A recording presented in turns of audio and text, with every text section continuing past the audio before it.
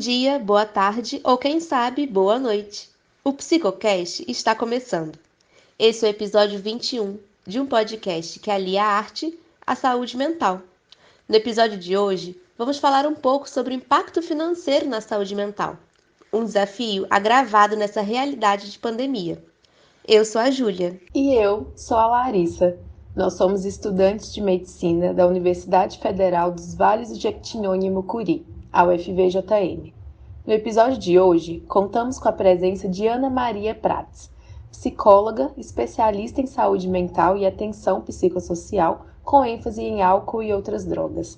Muito obrigada, Ana Maria, por ter aceitado o nosso convite e seja sempre muito bem-vinda. Momento cultural. Você tenta ser feliz? Não vê que é deprimente. O seu filho sem escola, seu velho tá sem dente. Você tenta ser contente e não vê que é revoltante. Você tá sem emprego e a sua filha tá distante. Você se faz de surdo, não vê que é absurdo. Você que é inocente, foi preso em flagrante.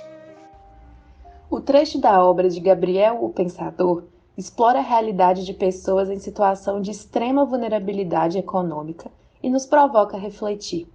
Hoje, sabemos que todo o ambiente interfere na nossa saúde mental e com a condição socioeconômica não é diferente. Ana Maria, como as condições socioeconômicas impactam na nossa vida? Bom, impacta de várias formas diferentes, né? As condições econômicas, elas ditam como que a pessoa vai viver, né? Diz muito dos acessos que essa pessoa vai ter, que é em todos os sentidos, né? Seja alimentação, serviços de saúde, cultura e lazer, educação.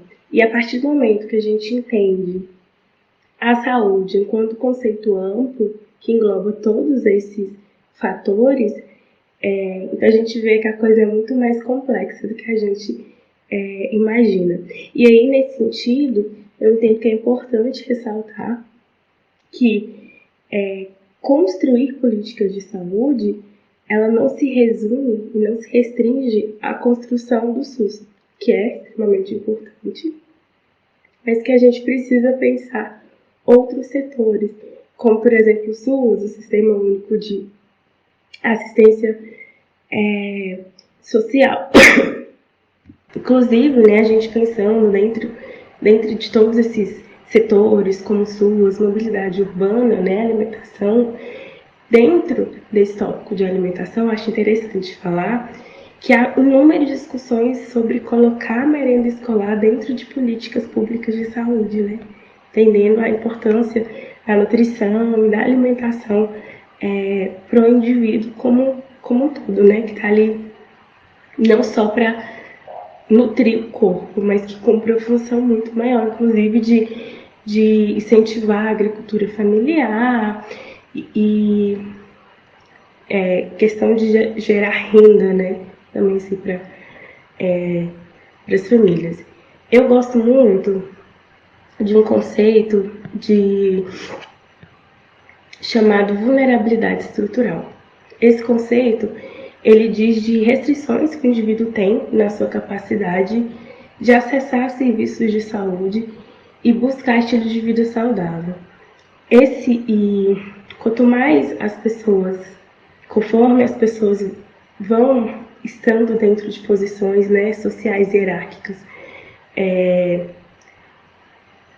que é essa caixinha, né, que a sociedade coloca as pessoas, assim, mais se acumulam esses níveis de vulnerabilidade, né? Essa vulnerabilidade aumenta, né? Por exemplo, uma mulher preta que mora na periferia, né? É diferente o processo dela, as vivências dela, os acessos que ela tem, todos esses aspectos que eu falei, é muito diferente de uma mulher que vive no centro da cidade, que é completamente diferente de uma família ribeirinha, de uma família quilombola, de uma família que vive numa comunidade rural. Então, os acessos que essas pessoas têm são diferentes, né? A forma como que elas acessam esses serviços, a forma como elas têm um estilo de vida é diferente, inclusive, pelo território. Então, o território também é muito importante, né? Entender que realidade é essa desses territórios entender como que esses fatores ditam e condicionam a vida das pessoas.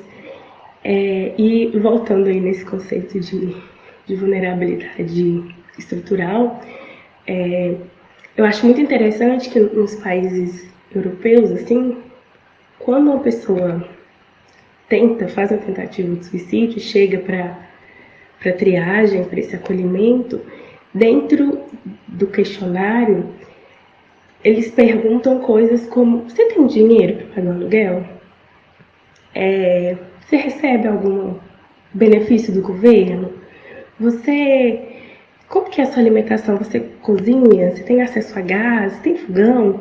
Porque são pontos extremamente importantes, até porque, né, índices aí demonstram que 80% dos suicídios eles acontecem em países pobres. Então, é muito estudado como que esses fatores influenciam na vida, no adoecimento das pessoas. É muito amplo, realmente, quando a gente pensa, né, nas vulnerabilidades sociais, no impacto das condições socioeconômicas e como elas divergem, né, de indivíduo para indivíduo. Quando a gente pensa em obstáculos socioeconômicos, como, por exemplo, a estabilidade econômica, né, que a gente tem passado agora por uma situação de crise econômica. A gente tem aí uma dificuldade bem grande em manter o bem-estar da população, assim como o bem-estar mental da sociedade. Pensando nisso, quais os impactos na saúde mental são mais comuns nas pessoas afetadas por uma situação de crise econômica, como a gente tem visto hoje na pandemia da Covid-19? A pandemia, ela veio aí e, em vários sentidos, foi um contexto de grande controlabilidade, né? A gente não tinha perspectiva de futuro, de muitas incertezas. Foi um contexto extremamente estressor.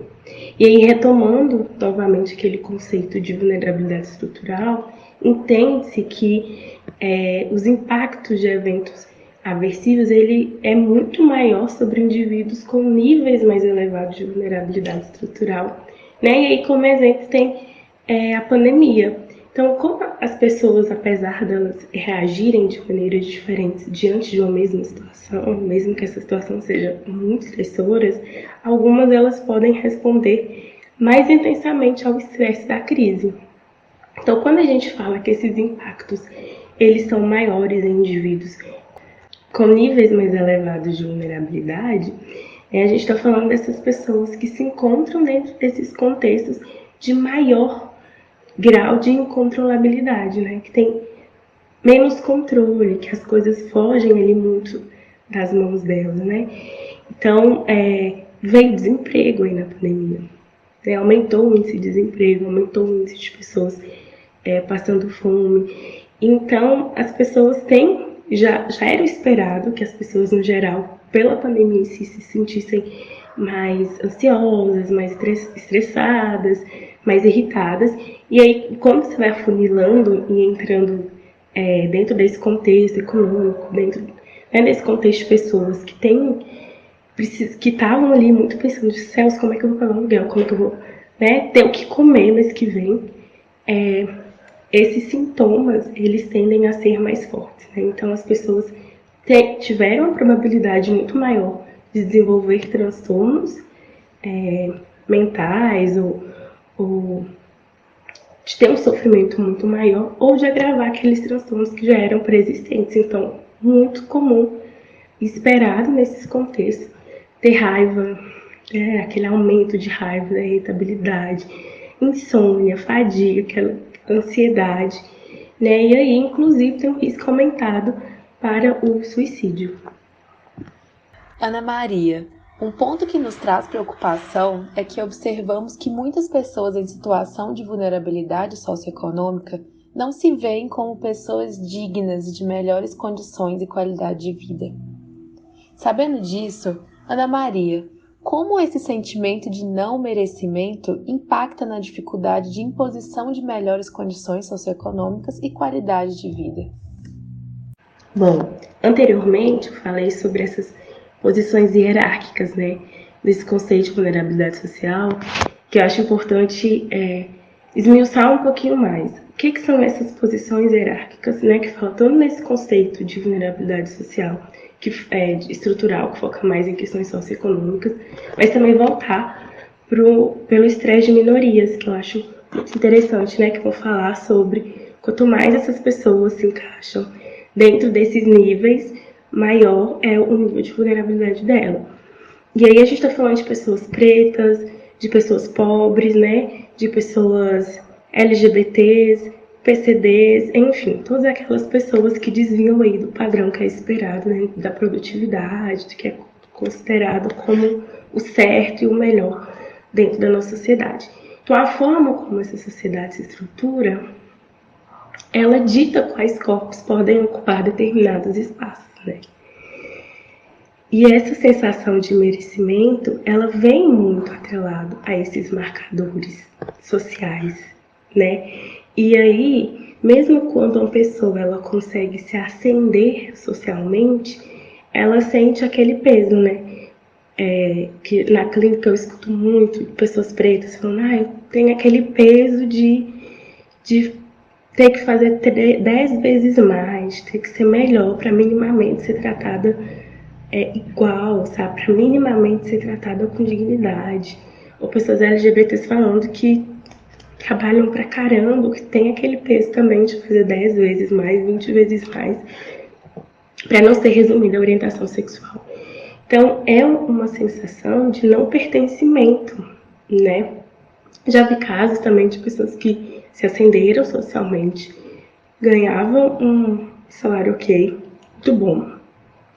Sabe aquela necessidade de ter que ficar economizando o tempo inteiro por achar que aquilo vai acabar de um dia para a noite, que as coisas vão mudar e vão voltar a ser como era antes, que aquele não é o lugar dela, que as outras pessoas estão olhando com julgamento, e às vezes é disfuncional, um pensamento disfuncional, mas às vezes não, porque as pessoas de fato julgam, né? Fulana tá aqui, olha a roupa que ela tá usando.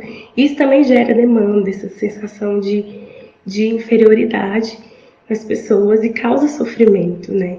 Porque elas entendem que aquele não é o lugar delas, que elas não merecem estar ali, e é um sofrimento produzido por anos, por um histórico, né, de exclusão e de não acessos.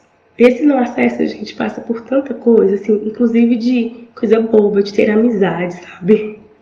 Quanto que essas condições de territórios socioeconômicas como um todo dita até o tipo de relações interpessoais que essas pessoas vão ter. Se elas vão ser dignas de ser amadas ou não, se elas vão ser dignas de ter um trabalho, que tipo de trabalho é esse?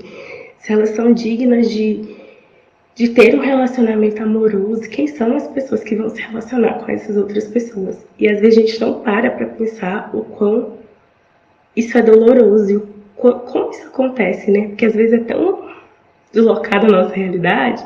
Assim, sério que isso acontece? Sério, isso acontece, assim. Então, esse não merecimento, as pessoas não se sentirem dignas de que, putz, será que eu mereço ser amada?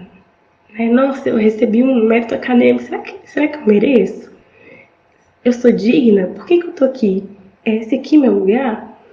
Né? E a gente sabe que tudo isso está atrelado à forma como essa sociedade se estrutura, né? Vou pedir licença para citar um exemplo aqui, prometo ser rápida, de uma situação que aconteceu um tempo atrás. Uma grandona assim, da psicologia postou sobre mercado de luxo, né? Dicas para outros psicólogos atenderem ao mercado de luxo. Mercado de luxo seria pessoas que teriam condições de pagar no mínimo ali R$800 por sessão. Então, a pessoa teria que ter R$800 toda semana, no mínimo, para uma sessão. E aí, se precisar de uma sessão a mais, teria que ter mais um dinheirinho aí. E ok. E aí ela começou a destrinchar como que esses outros profissionais poderiam chegar nesse mercado, que ela chamou de mercado de luxo, que outras pessoas chegaram. E sem entrar no mérito, né?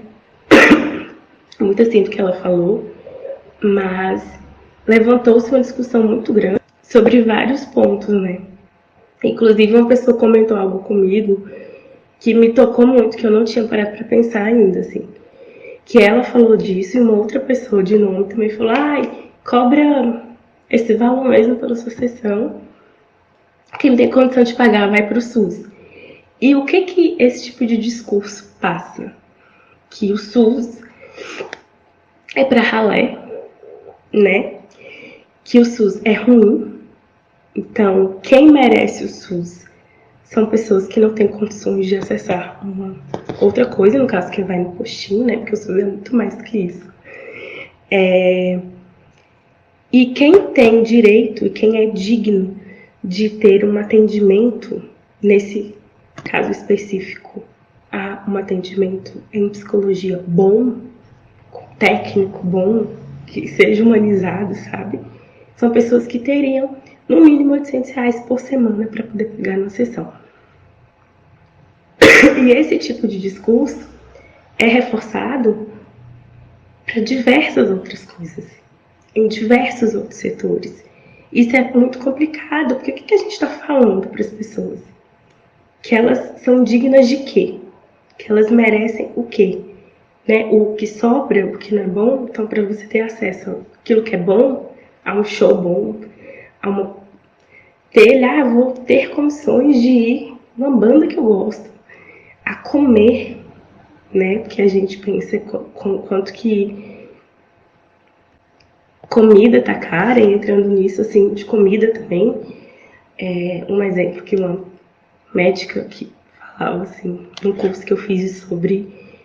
ela nutricionista fazendo acompanhamento para um senhorzinho que tinha diabetes. E aí ele conseguiu os medicamentos que ele precisava, porque ele tinha outras comorbidades, mas nada de mudar. Resolveram fazer uma visita na casa dele, descobriram que ele comia miojo. Por quê? Era rápido. Então ele ia lá, fervia a água, o ferver desligava, colocava miojo na panela e deixava, né? Ali pela água ele ia amolecer, cozinhar. Óbvio que ele não estava seguindo o que a nutricionista falou. E óbvio que ele não ia fazer isso, porque ele fazia isso para economizar gás. Se o gás acabasse, ele precisasse gastar dinheiro com gás e não conseguia pagar o aluguel. Então, como é que você previne? Como é que é o trabalho em saúde dentro desses contextos? E como que essas pessoas que conseguem ascender socialmente, elas se sentem num contexto que antes era proibido para elas? Então, é a forma como a sociedade é a estrutura, nossa forma de pensar, esses discursos que são reforçados socialmente, assim, principalmente nas redes sociais, ditam muito quais corpos podem ocupar determinados lugares. E isso tem um impacto muito grande nessa autopercepção, nessa autoimagem, né, na questão de autoestima. Inclusive, influencia como que essa pessoa se relaciona com dinheiro, que inclusive pode ser algo que pode vir a ser patológico, inclusive. Essa sensação de não merecimento é algo que realmente a gente não costuma escutar por aí as pessoas comentando diretamente. Mas é incrível que ela está sempre presente e a forma com que ela impacta na qualidade de vida das pessoas, no equilíbrio emocional e também na parte financeira. Ainda pensando nisso e no impacto financeiro, Ana Maria, qual seria a importância da educação financeira na construção de uma boa saúde mental? Bom, acho que antes a gente precisa ressaltar aqui falta de organização financeira é diferente de não ter condições, né? É muito doido a gente pensar que a maior parte, ou que parte exorbitante da população brasileira vive com menos de R$500. É assustador. O que é R$500 hoje, sabe? Nada. Então, quando a gente fala sobre educação financeira, é importante ter essa parcimônia, né? E diferenciar, olha, a falta de organização financeira é diferente de não ter dinheiro, de não ter condições. Dito isso, é muito importante que a gente sabe que o estresse, né, causado por não saber como é que eu vou gerir esse dinheiro, onde que eu vou colocar, o que é melhor para eu comprar, quando você pode, né, e tem o mínimo ali de escolha e autonomia sobre o que você vai comer, sobre o que você vai vestir, porque você tem como marcar com isso. Então, é muito importante, porque a gente sabe que dinheiro causa uma dor de cabeça muito grande. Então, dá insônia mesmo, causa ansiedade. Então, a educação financeira é extremamente importante, né?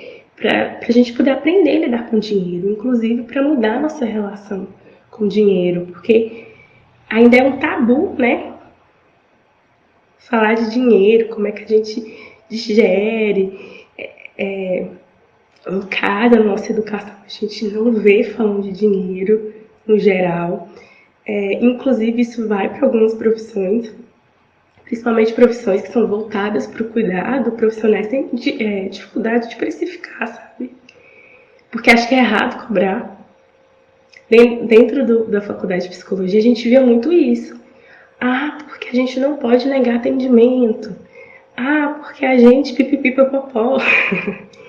E aí, muitos colegas têm aquela dificuldade de precificar, de colocar um preço no serviço, que aparentemente é errado, e algumas pessoas têm essa visão, não só dos profissionais da psicologia, mas de diversos outros que estão ligados ao trabalho que envolve cuidado com o outro. Assim, eu vejo uns grupos, uns comentários, as pessoas, mas vocês falam de acolher, eles estão cobrando R$200 a sessão.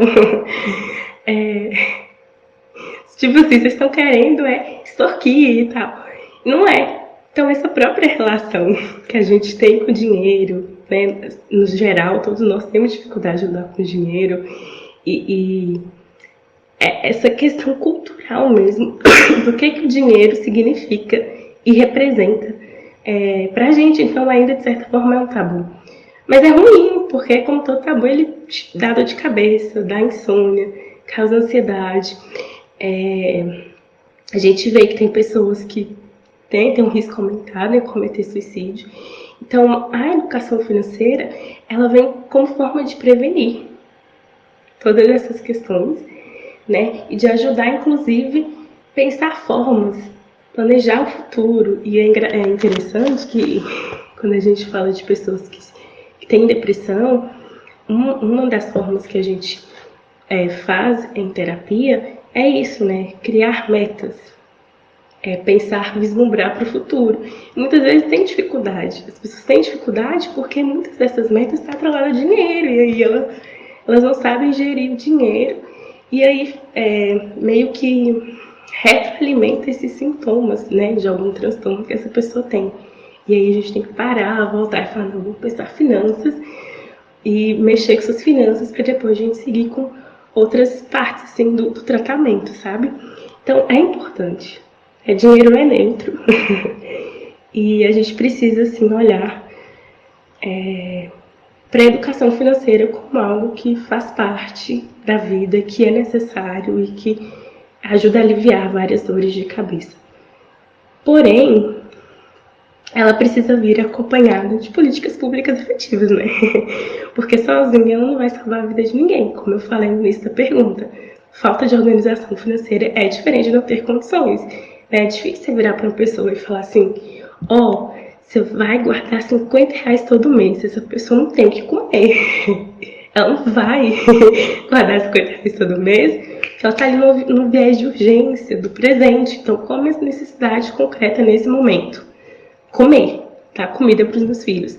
Então, supridas todas essas necessidades, essas urgências, aí a pessoa consegue parar e pensar a vida financeira a médio e longo prazo. Então, só é possível quando essas necessidades concretas são supridas. Então, a educação financeira é extremamente importante e ela deve vir aliada com políticas públicas efetivas. Ana Maria, muito obrigada pela sua presença no nosso podcast. A gente sempre gosta muito dessa discussão e de estar aqui com você. As portas do Psicocast estarão sempre abertas para você, tá bom? Muito obrigada. Infelizmente, o nosso podcast está chegando ao fim. Enquanto o nosso próximo episódio não sai, aqui vão algumas sugestões de obras que abordam um pouquinho dos temas, né, que a gente falou hoje na nossa discussão. Para quem gosta de cinema, a gente está indicando aqui os filmes Cidade de Deus e A Procura da Felicidade, que retratam alguns dos desafios enfrentados por personagens na busca do bem-estar em contexto de pobreza e de crise financeira. Já para os fãs da literatura, a primeira indicação é o livro Caminhos Cruzados, de Érico Veríssimo, que relaciona personagens de diferentes contextos socioeconômicos, evidenciando o contraste entre a pobreza e a riqueza, e retratando também a temática da saúde mental diante das finanças. Outras indicações são as obras Vidas Secas, de Graciliano Ramos, que eu particularmente sou apaixonada, e Meu Pé de Laranja Lima, de José Mauro de Vasconcelos, que acompanham a dura trajetória de famílias muito pobres e vulneráveis. O Psicocast foi criado com o intuito de trazer mais luz às pautas relacionadas à saúde mental e combater os preconceitos atrelados a essa temática. Obrigada, ouvintes, por ficarem até aqui com a gente. Não deixem de nos seguir no Instagram, @psico.educação. Lá você encontra postagens sobre os principais temas abordados por aqui e o nome de livros, músicas ou filmes indicados em cada episódio. Esperamos vocês no próximo episódio. Lembrando que o Psicocast vai ao ar quinzenalmente, às quintas. Tchau, tchau!